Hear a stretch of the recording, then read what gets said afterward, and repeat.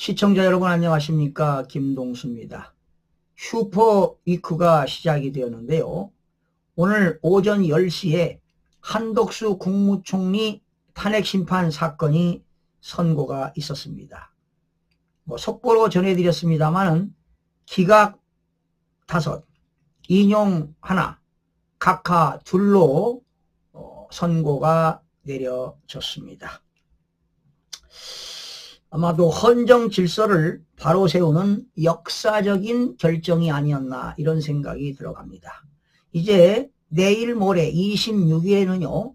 서울고등법원에서 공직선거법 위반 혐의를 받는 더불어민주당 이재명 대표 사건 항소심 판결이 선고가 되죠. 그리고 이번 주 빠르면 27일 8일 아니면 다음 주로 윤석열 대통령 탄핵 심판 사건이 이루어질 가능성이 커 보입니다. 이번 주는 대한민국의 명운이 걸린, 운명이 걸린 일주일이라고 해도 과언이 아닙니다. 지난해 12월 3일 비상계엄 선포와 그로 인한 국회의 윤 대통령 탄핵소추 이후 지금 둘로 갈라진 한국 사회를 봉합하려면 헌법재판소 및 법원 결정에 대한 승복이 필수가 아닌가 이런 생각을 해봅니다. 사실은 윤석열 대통령의 탄핵심판 변론에서 보게 되면 사실은 윤석열 대통령은 헌법과 개헌법에 의해서 고유 권한으로서 저는 통치 행위를 했다고 보기 때문에 형법 87조와 91조에 의하면 절대로 내란죄는 성립되지 않는다고 봅니다. 그래서 윤석열 대통령은 국헌문란이 해당이 되지 않는데 마치 내란죄로 국회에서는 윤석열 대통령을 탄핵을 시켰습니다.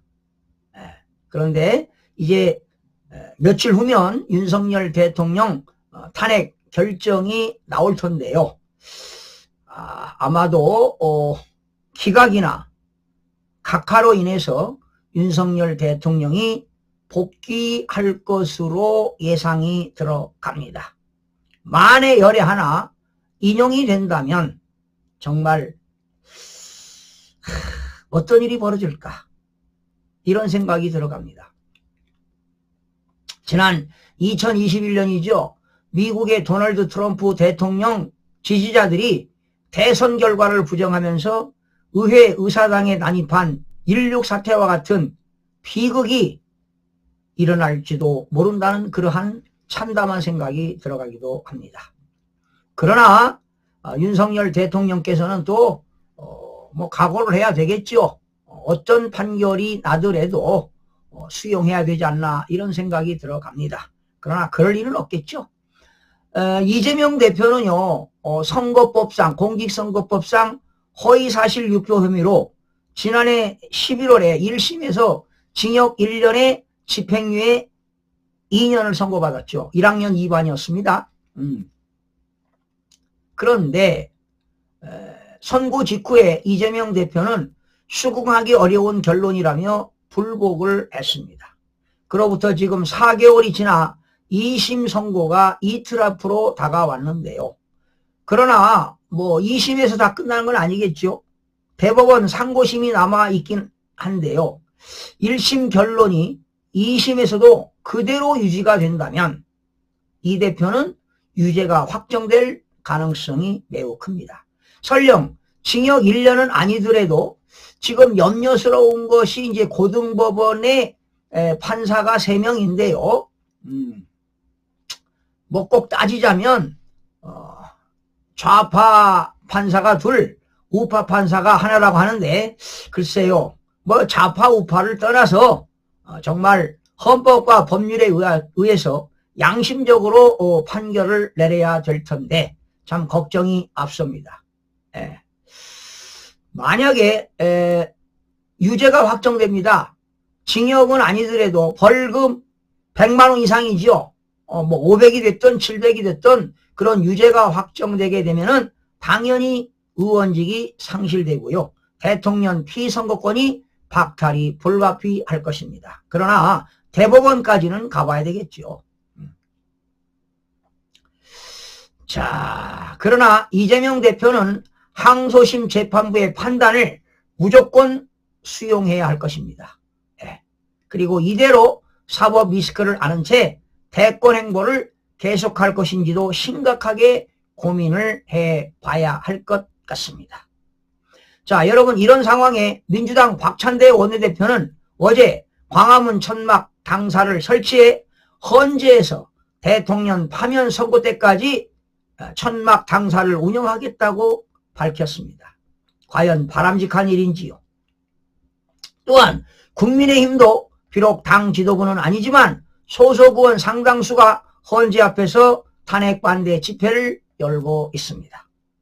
그들이 상대방을 향해 내뱉는 소위 증오와 저주의 언어를 들으면 과연 한 나라 국민이 맞나 싶을 정도입니다. 이대로라면 선고 이후 국민 통합과 봉합은 요한한 일이 될 것입니다.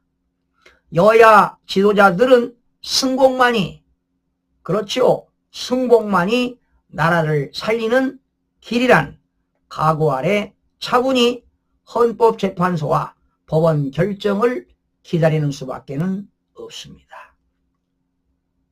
그러나 이번 한덕수 탄핵 기각을 보면서 이번 기회로 헌정 질서를 바로 세운 헌법재판소의 역사적 결정은 크나큰 대한민국의 미래를 내다보는 그런 시간이었습니다.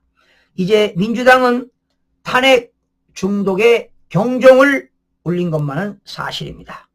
여러분 아시다시피 공직자 탄핵안 13건 중에 9건이 모두 기각이 됐습니다. 무려 구전구패가 된 것 아니겠습니까? 하지만 윤석열 대통령이 비상계엄을 함으로써 많은 국민들에게 비상계엄이 비상계몽으로 전해지고 있습니다. 심지어 10대, 20대, 30대 젊은이들이 일어나고 있습니다. 이것은 무엇을 반증하는 겁니까? 거대 야당의 국회 폐악질을 생각해 보십시오. 입법을 폭주하고 지금도 입법을 구태타하고 있습니다. 지난 예산을 삭감했지요. 완전히 대통령 국가 기능을 마비시켰습니다. 감사원도 마비시키고 검찰도 마비시키고 경찰 이렇게 예산을 삭감했습니다. 그리고 심지어 최상목 권한대행까지 30번째 탄핵을 남발했습니다. 초유의 일들이 벌어지고 있는데요. 이건 더불어민주당도 각성을 해야 할 것입니다. 그러나 국민의 한 사람으로서 가장 염려스러운 것은 부정선거로 인한 국가 기능이 마비됐다는 겁니다. 모든 근본적인 원인은 부정선거입니다. 여러분 22대 국회의원 선거 무려 지역 국회의원이 53명 가짜 국회의원이 나왔습니다. 21대는 36명입니다. 그리고 21대, 22대 무려 2선을 거쳐서 이관왕을 한 국회의원이 무려 17명이 부정선거로 당선되었다는 사실입니다. 이것이 제대로 된 국가입니까? 이것이 민주주의입니까?